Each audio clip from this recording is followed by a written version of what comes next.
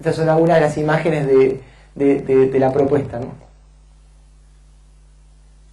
Por cierto que estos serían mallas metálicas con piso de pasto, enredaderas y, bueno, y bancos. Después empezamos a desarrollar en el estudio una serie de proyectos más pequeños que tienen que ver más con la realidad. Esto pasa que a partir de que van pasando los años empiezan a aparecer pequeños encargos que uno empieza a ser más positivo y esta por ejemplo es una casa que ya terminamos la documentación, que es una casa que está en la Pampa. Y un poco lo que nos interesa con esta idea de que siempre la arquitectura trate de engancharse con los lugares, de enraizarse con los lugares y que uno pueda trabajar en su lugar, en mi caso es el Río de la Plata, pero que pueda trabajar en cualquier lugar del mundo, ¿no? Pero de alguna manera viajar, compenetrarse con ese lugar y que la arquitectura pueda convivir con ese paisaje y no destruirlo, sino reinventarlo, ¿no? Y un poco la idea de esta casa, en este territorio que es la Pampa húmeda, que es la llanura total, ¿no? Es hacer una casa horizontal de un solo nivel que pudiera colonizar este lugar, pero al mismo tiempo generar una casa que sea igual en tradición a la casa tradicional de la Pampa, la casa galería, ¿no?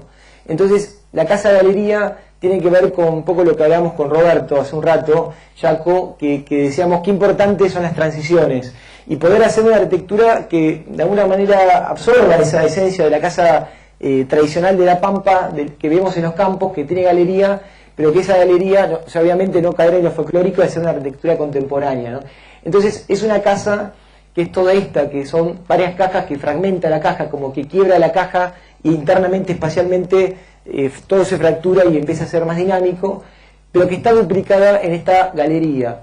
O sea, hay una casa que está acá, que es esta, que son los espacios interiores, y todos los espacios interiores que son los cuartos de los chicos, estos son los espacios de uso de cocina y más de servicio, este es el espacio del estar comedor, el espacio más público por excelencia, y esto que es la parte privada de la pareja, el dormitorio de la pareja, la suite, todo tiene su duplicado en el exterior, o sea, todo se expande y la pareja puede estar en esta galería, la parte del estar comedor, la cocina, y los chicos también desde su parte de galería acá. O sea, son como dos casas en una, ¿no? Y la cubierta es toda una cubierta accesible que es todo como un pasto para los vientos, ¿no? Como toda una recuperación del verde que existía en el terreno y al mismo tiempo es un mirador para ver las pampas desde 3 metros de altura, ¿no? Esta es un poco la idea de la casa. Un poco la idea es mostrar proyectos de distinto tipo, de cómo por ahí una misma idea se va repitiendo pero se va adoptando a distintos lugares, ¿no? La idea es poder de alguna manera generar como un matrimonio con el lugar. Y estas son un poco las vistas y los cortes que muestran esa horizontalidad de la Pampa llevado a la casa, pero con estas pérgolas que empiezan a rodear de verde toda esa galería, que tiene una parte de hormigón y tiene toda una parte de verde, ¿no? De tratamiento así de pérgola. Este mismo concepto, otro proyecto que hicimos en Iguazú para una firma hotelera bastante grande española, que compró 2 terrenos muy grandes, uno en Iguazú frente a un lago y otro en la Patagonia cerca del glaciar Perito Moreno, en Calafate. Este fue en Iguazú y fue un proyecto que un poco la idea de estar cerca de las cataratas y en un terreno de 65 hectáreas enorme, que es fantástico, que no es esto, porque estas son las cataratas, pero es más o menos parecido, y en vez de tener las cataratas tiene el lago. La idea fue generar un proyecto que el típico resort, convertirlo en el anti-resort, o sea, en vez de convertir un proyecto como los que ellos nos proponían, estos españoles nos llevaron a República Dominicana, a Punta Cana, a ver unos proyectos que fuimos con Roberto Franchella a verlos. Un poco la idea es proponerles, y le propusimos hacer todo lo contrario, no hacer, no sé si conocen los hoteles, pero son unos hoteles que son como envasados, ¿no? Todo el mundo está en la pileta a 100 metros del mar, del Caribe, pero nadie ve el Caribe, nadie ve la ciudad colonial, todos están metidos en la pileta hasta la panza tomando whisky, ¿no? Y un poco la idea fue decir, bueno, esto es una pavada, porque están en un lugar fantástico, vamos a vivir en la selva, hagamos una arquitectura que se meta en la selva, ¿no? Y que esté cubierta por selva. Entonces, primero los españoles nos miraron raro y después de alguna manera fuimos llevando y se fueron entusiasmando. Entonces convertimos todo ese hotel con la pileta cerrada en esta especie como de hojas tiradas en el territorio, hojas sueltas que en realidad son las viviendas y todos los lugares de encuentro comunitarios, comunes, y la pileta, pero ya no una pileta cerrada, sino una pileta abierta al paisaje del lago, ¿no? Como extrovertida. Y esto es un poco la maqueta que definió la cosa, que es un arroyo que va tomando el acceso, que va bajando hacia el lago, y dejamos toda la selva virgen, y en un claro que había frente al lago, colonizamos con todo este hotel, que en realidad son múltiples hoteles, en realidad son pequeñas como chozas que se van alineando frente al lago y que van como disolviendo el proyecto en la naturaleza, ¿no? Y todas las hojas son grandes pérgolas que están como a 10 metros de altura sobre todas las construcciones. En el centro están toda la parte de los lobbies y los comedores y los restaurantes, ¿no? Y esta es la pileta, que ya no es el arroyo, sino es la pileta concreta que está frente al lago, ¿no? Y esta es un poco una de las imágenes que muestra esta imagen desde el lago hacia la arquitectura, donde todo está cubierto por estas monumentales pérgolas, ¿no? O sea que todo es un jardín policromado. O sea, la quinta fachada prácticamente se disuelve y termina siendo como una reinvención de la naturaleza, porque esto no es natural, pero con un bajo impacto, ¿no? La idea es que sea un bajo impacto. Y también lo que nos interesa de lo sustentable no es solamente que se ahorre energía, porque, o sea, nos parece que tiene que ser mucho más trascendente la idea de lo sustentable. Por eso es una palabra que trato de no usar nunca, porque está muy bastardeada. Creo que lo importante de que sea una arquitectura anclada en el lugar, que obviamente ahorre mucha energía. La idea es que no exista el aire acondicionado, sino que todas estas pérgolas y estos sobretechos pudieran generar corrientes de aire en la zona más cálida, donde el aire caliente sube y se agarría por las brisas, y después vamos a ver cómo son los dormitorios. Y es una arquitectura de sombras que no tuviera bajo impacto, pero también que no tuviera gasto de energía ni gasto de equipamiento, de equipos, ¿no? O sea, obviamente estaba preparado para poder recibir aire acondicionado, pero la idea es que no lo llegaran a poner. Y esta es un poco la idea de las viviendas, que empezó siendo de estructura metálica y de madera, y terminó siendo de hormigón, que era mucho más barato, costaba la mitad. Nosotros nos resistíamos a usar una tecnología por ahí no tan del lugar, pero terminaba siendo muy caro. Es un poco lo que dice Souto de Mora con respecto a lo sustentable. O sea, dice, por un lado algo interesante, que estoy totalmente de acuerdo, que la arquitectura buena siempre fue sustentable, y que yo estoy de acuerdo que lo sustentable no tiene que ser la arquitectura tradicional con un colector arriba, todo lo contrario, tiene que estar dentro, hacerse carne del proyecto. O sea, el proyecto tiene que ser sustentable, tiene que haber sombras, brisas, parasoles, de alguna manera encontrar la frescura en verano, el calor en invierno, pero que sea parte del proyecto, que eso sea la esencia del proyecto, como eran las arquitecturas vernáculas, ¿no? Entonces esto terminó siendo de hormigón, y Souto de Mora dice, a veces es más barato traer materiales de otro sitio que usar los materiales del lugar, y eso fue la verdad que una enseñanza. Y esta es un poco la imagen que es desde el lago, ¿no? Esta idea de estas grandes hojas pérgolas que empiezan a colonizar el horizonte, ¿no? Esta es una especie de bar flotante, linterna para usar en las noches. Y esta es la habitación, o sea, que la habitación en realidad también recupere lo que era la casa que contaba Horacio Quiroga en sus cuentos, ¿no? La casa del litoral o de Misiones, que eran casas, estos ranchos, que por supuesto tenía galerías, por supuesto que tenía el mosquitero, o sea, que haya mosquitero para que las ventanas pudieran estar abiertas, para que el aire entre, no una arquitectura envasada de aire acondicionado y sellador, sino que justamente la piel sea sensible al lugar y que nos permita vivir en la selva, ¿no? Los balcones son unos muelles, hay ventilador de techo, o sea, recuperar la idea del ventilador de techo, ¿no? También. Y esta es la habitación, ¿no? La cama mirando el paisaje y el muelle, un muelle mirando el lago, y esta cajita con el sobretecho arriba donde todo está suelto, ¿no? La tina de baño, la cama suelta. Bueno, es un poco la idea de despojar de la cosa hotelera, ¿no? Donde hay una cama, un baño, todo como cerrado, sino hacer algo que uno pueda vivir en el exterior, que pueda vivir en medio ambiente, ¿no? Que la construcción pueda respirar. Este es un corte de los lobbies. Y para este mismo grupo español hicimos en Calafate, o sea, en el extremo sur del país, con una geografía y un clima totalmente diferente, mucho frío y mucho viento, bastante próximo a la Glaciar Perito Moreno, en una zona muy virgen, hicimos un proyecto que es todo lo contrario, un proyecto que se mete abajo de una duna, ¿no? Como que todas las dunas que están en la naturaleza, en este lugar, acá ahí está el lago argentino, que es un lago fantástico, el lago más grande del país, que es este de acá.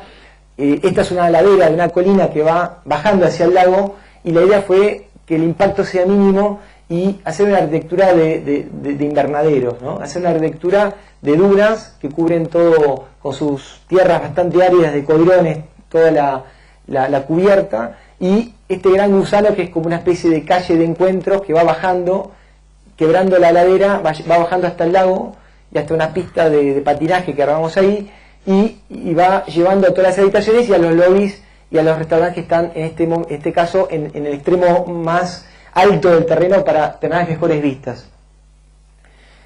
Esta es un poco la perspectiva donde el hombre, digamos, el chiquito también es el que coloniza el territorio, ¿no? Y si, de alguna manera que se adueña de toda esta cubierta.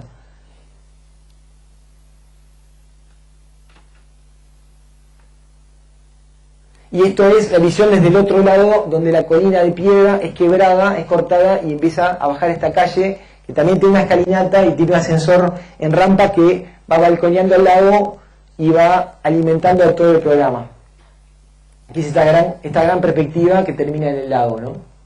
Y además este es un invernadero que también la idea es que tenga piso de piedra, que sea el mismo piso del lugar, con fragmentos de piedra, digamos, concretamente la piedra del lugar en estado rústico, y una serie de plantas que empiecen a darle vida a este lugar. Esta es un poco la planimetría del lago con este gran cañón, el restaurante y el lobby y todas las habitaciones, y este es un centro de convenciones. Y este es un poco el corte que resume un poco la idea, ¿no? Es una arquitectura que de bajo impacto, que en realidad se difunda, se absorba por el terreno, si bien no es mimética, porque en realidad sí es un elemento que trasciende en el lugar y lo reinventa, o sea, no escondernos, pero sí de alguna manera dialogar, hacer un matrimonio y...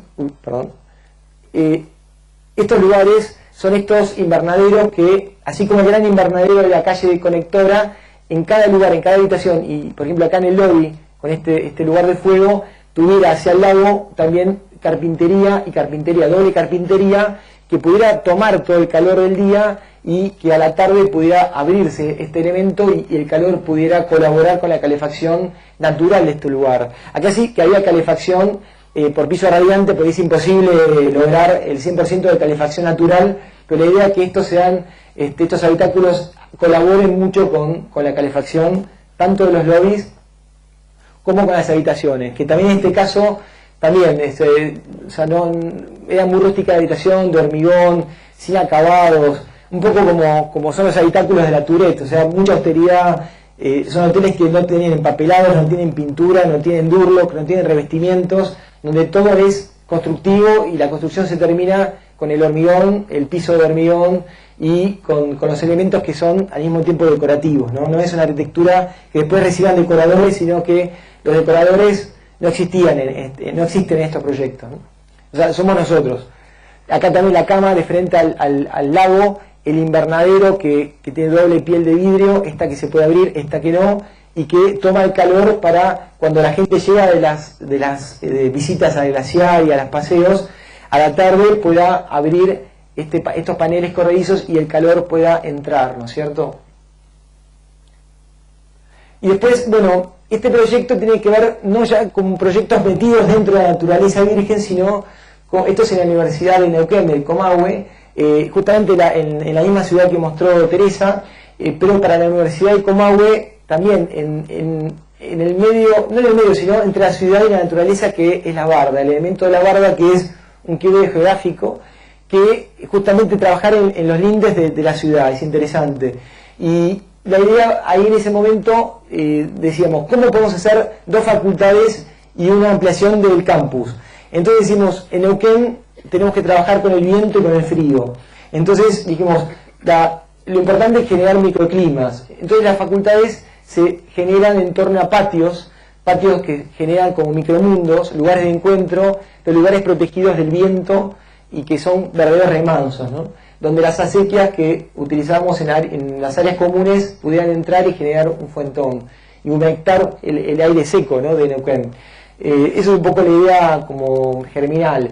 Y esto es un poco el planteo para el campus que pedían en el ensanche. Acá también ganamos un premio, pero no el primer premio, que era cómo relacionar el mundo natural, que es la estepa, con el mundo, de alguna manera, urbano de la ciudad de Neuquén.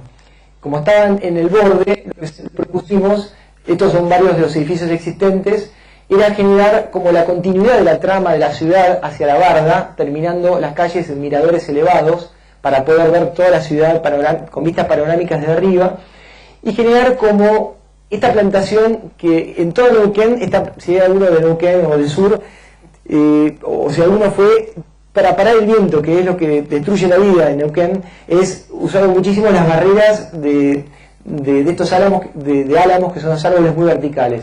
Entonces propusimos continuar y generar una plantación de álamos que generara una arquitectura del paisaje netamente neuquina, ¿no?, del norte de la Patagonia, y que pudiera generar, a partir de esa esencia de frenar el viento, manzanas que pudieran parecerse a las manzanas de la ciudad.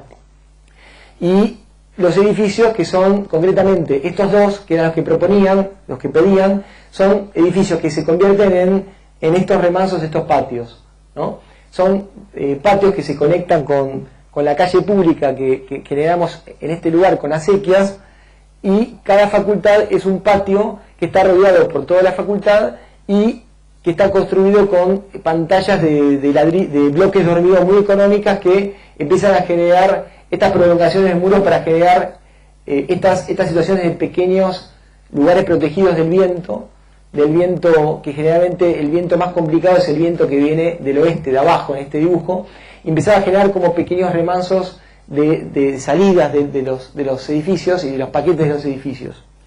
Pero lo más importante era convertir un paisaje bastante hostil en este lugar de la ciudad en un paisaje que pudiera ser visto desde los miradores como una quinta fachada que también se acopla a la naturaleza de la barda con esta cosa esteparia. Entonces los cordones, esta tierra bastante árida, empezaba a cubrir todas estas bóvedas que están construidas con hormigón premoldeado. O sea, son bóvedas que se venden de forma industrial, muy económicas, y que pudieran estar, como hacía Le Corbusier en algunas de sus propuestas, cubiertas por tierra, un colchón muy delgado de tierra y tierra con pasto del lugar, sin mantenimiento, ¿no?, sin riego, y que eso generaba también una relación al frío.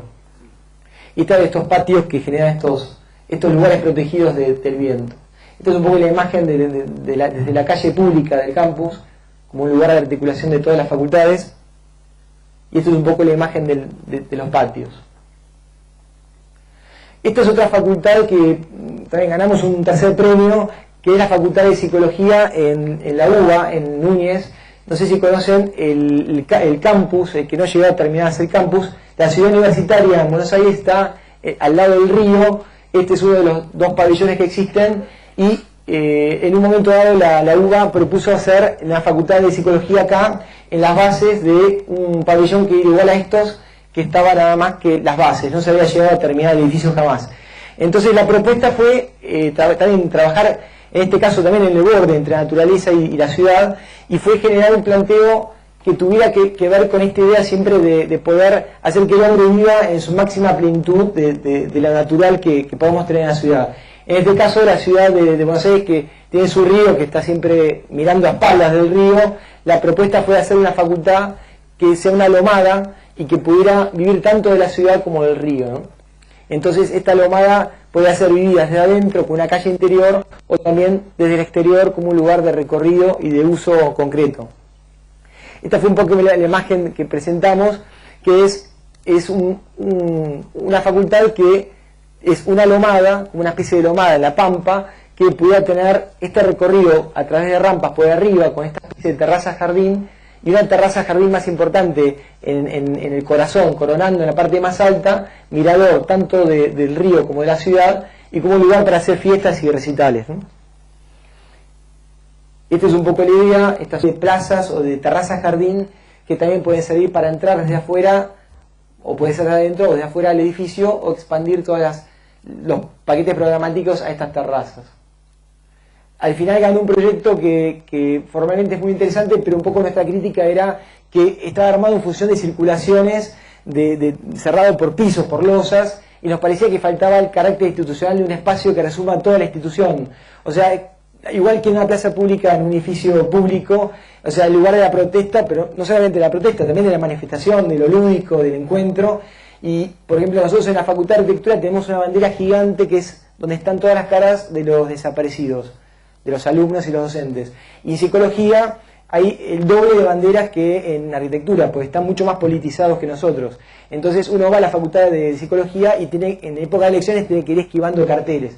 Entonces, un poco la crítica, decíamos que si todo esto está organizado como un laboratorio, todo cerrado, las plantas, con pisos, como unas oficinas, ¿dónde está el carácter cívico de un espacio interior? ¿Dónde está la plaza donde podamos poner la bandera de desaparecidos, ¿no? Y bueno, el jurado no lo vio de otra forma, ¿no? Pero siempre nos parece que el carácter público tiene que existir en las instituciones, ¿no? Las instituciones tienen que ser un lugar para el hombre, ¿no? Esta es un poco la imagen desde la ciudad, ¿no? Cómo se vería el edificio escalable y articulado con el verde que hay, bosquecitos que hay en ambos lados, y en los laterales hay todo un brise soleil de hormigón con plantaciones, con cultivo, que pudieran cubrir, digamos, toda la fachada del este al oeste, que es a la mañana como a la tarde donde pega todo el sol y empezar a generar parasoles cultivados. Esta es una imagen como de la plaza superior. Y una imagen interior desde la calle que se ve también la perspectiva hacia el infinito, ¿no? Hacia el río, este río enorme que tenemos que parece un mar, ¿no? Y este es otro concurso que hicimos en San Juan, que sí ganamos el primer premio, que es otra facultad, que es la Facultad de Filosofía y Artes, pero en realidad es una facultad de música en lo concreto, ¿no? Es como, por suerte se está construyendo y va a ser uno de los conservatorios como más importantes del país, que es toda una manzana que en realidad ahí, yendo a otra geografía, a otro clima, decíamos, ¿cómo poder hacer un edificio que tenga que ver con el lugar? San Juan está en una ciudad que fue ganada al desierto. Cuyo fue todo un desierto, Mendoza también, y gracias a cultivar árboles, generar acequias, se empezó a generar como un microclima y empezó a ser un lugar habitable. Y ahí se construyó la ciudad de San Juan. Y el sol te parte, ¿no? Es el lugar donde hay más amplitudes térmicas entre invierno y verano, entre el día y la noche, a veces hace, no sé, 45 grados como nada, ¿no? Entonces se nos ocurrió hacer un proyecto que todo el espacio abierto, todo el espacio de intercambio, que es, por ejemplo, esta gran recoba, esta plaza lineal que antecede al edificio, y todos estos patios que van articulando las funciones y generando lugares de vida en el edificio, están todos cubiertos por parras, o sea, por parras sanjuaninas, que es lo más sanjuanino que hay. O sea, es decir, la sabiduría de San Juan desde hace 300 años, que empezó a hacer parras, no por nada, porque el sol te hace invivible la vida. Entonces dijimos, bueno, vamos a hacer un edificio bajo parras sanjuaninas. Entonces, este gran espacio, que es una plaza que agarra y conecta una futura iglesia que está acá, con un auditorio muy grande que se llama Juan Victoria, que está por allá, entonces esta plaza empezaba a conectar las tres instituciones, y la idea es que sea un lugar bajo esta gran sombra, ¿no? Esta gran sombra y estos parasoles que empiezan a proteger un poco del oeste, que es del viento sonda que sopla del oeste, que también es bastante terrible y que pone nervioso a todos los sanjuaninos. Y entonces uno entra al edificio y empieza a vivir un poco esto, ¿no? Todas las funciones, acá hay 2 auditorios, toda la biblioteca, todos los programas de todas las salas de ensayo y de todos los instrumentos que hiciste están acá. O sea, hay una de piano, al lado de una de guitarra, al lado de una de flauta. Todos los instrumentos se enseñan acá y en los auditorios se muestra, ¿no? Y entonces empezamos a desarrollar este proyecto, que ahí está el auditorio de Juan Victoria, y esta imagen muestra un poco esa gran plaza lineal con los patios cubiertos de enredaderas. Bueno, en la documentación el proyecto fue creciendo y fue mejorando, y empezamos a plantear que cada uno de estos patios tuviera un tipo de enredaderas diferente, con un color diferente, o sea, que se vayan encendiendo en distintas épocas del año, y que toda la arquitectura tuviera el mismo color que esa flor, ¿no? Entonces estos patios, hay un patio que es amarillo, otro patio que es rojo, otro que es turquesa, y otro que es más verde, ¿no? Y tiene que ver con la floración de cada una de esas especies, y acá en esta pérgola se mezclan todos los colores. Entonces toda la arquitectura empieza a tener pantallas de cerámico partido de estos colores, ¿no? Bueno, y este edificio que es como una mano, donde aloja estos patios que separa un poco funcionalmente, y también el tema de los ruidos de que se generan con los instrumentos, que si bien cada una de estas ventanas tiene triple vidrio, muchas de ellas, y es bastante costosa, pero es la única forma de que funcione, estos patios le dan como cierto grado de intimidad y son lugares de expresión musical como espontánea, ¿no? Y estas son un poco las imágenes que muestran esta pérgola total, que es la del acceso, este atrio, que se ve en corte, y la de los patios, ¿no? Este es un poco el acceso, donde todos los colores de estas pantallas se empiezan a mezclar y se mezclan todas las especies, y acá hay un bar que de alguna manera se dilata hacia este espacio, esta gran galería. Entonces un poco la imagen de los patios, que son estos lugares que imaginamos van a ser lugares de expresión musical espontánea y lugares de encuentro de los chicos.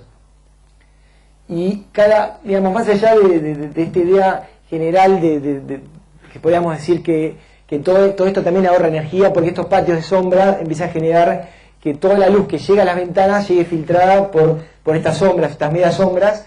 También desarrollamos un sistema, digamos, sistemas un poco más sofisticados de geotermia, que son muy sencillos, que cualquiera lo puede hacer, que son enterrar grandes tubos de PVC en la tierra, que tengan tomas, en este caso en los patios, de aire caliente. O sea, en verano se toma el aire caliente del ambiente, se pasa por estos caños que se van enfriando gradualmente y aparecen en rejillas en estos halls.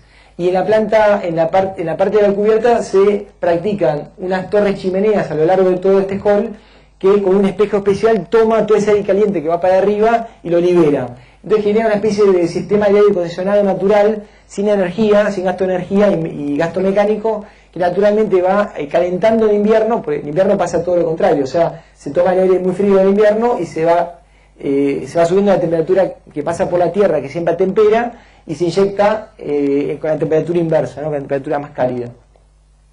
Esta es un poco la idea esta de los tubos enterrados, que se toman estas rejillas que son asientos y terminan en el interior. Y además estas pérgolas, ¿no? Y estos son estas planchas de cerámico partido que van como acompañando el paisajismo de cada patio.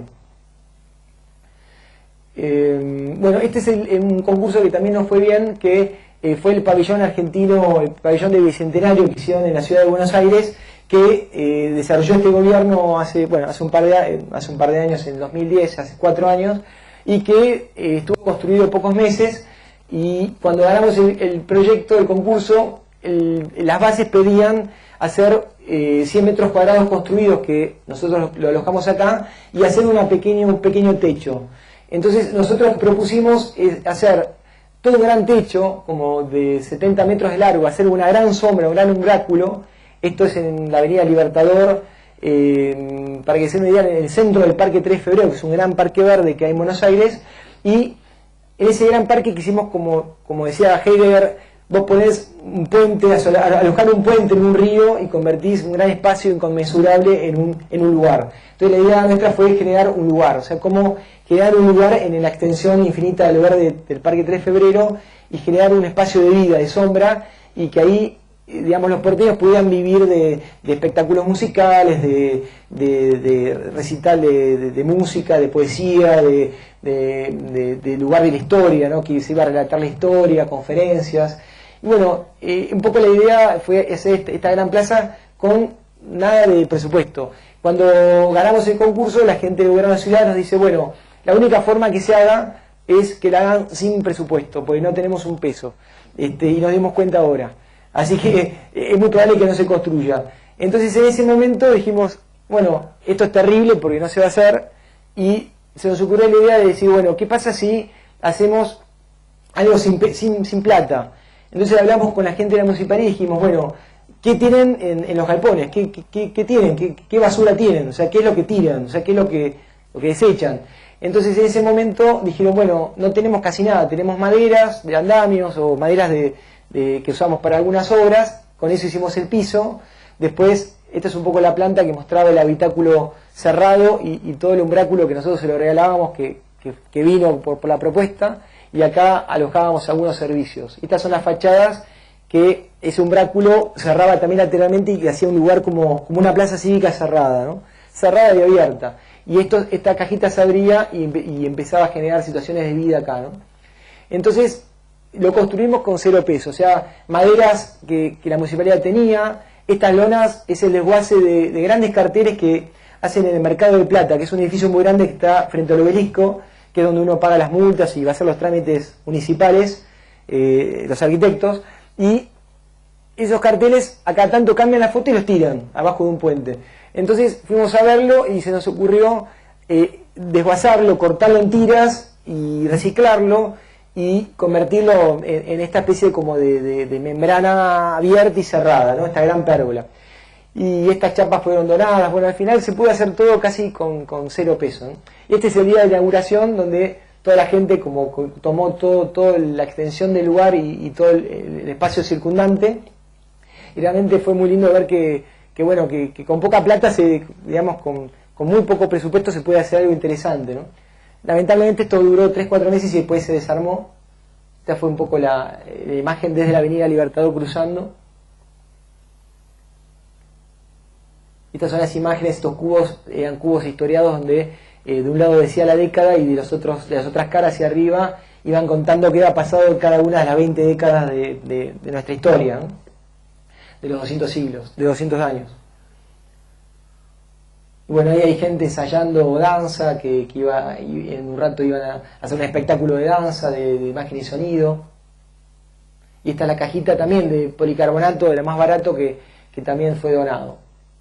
Y esta es, por ejemplo, una de las conferencias que se daban, y bueno, ahí hay un pianista, bueno, había todo el tiempo como una agenda bastante cerrada de cosas. Y después, bueno, volviendo un poco a la idea de la primera propuesta de la vivienda autónoma, esa vivienda que yo llamaba como autónoma, vivienda autosuficiente, en un momento dado me puse a desarrollar la propuesta con planos, con plantas, cortes, vistas, y bueno, esa es un poco la idea de este corte, de esta vivienda cubierta con huerta, con este lugar de cultivo acuático y con todo un sistema, digamos, de cómo hacer para que no entre ni siquiera cables de electricidad, ni desagüe, ni salgan desagües, ni entre caños de agua. Bueno, algún día ojalá pueda construirla y pueda vivir ahí adentro, pero todavía no se pudo. Esta es un poco la imagen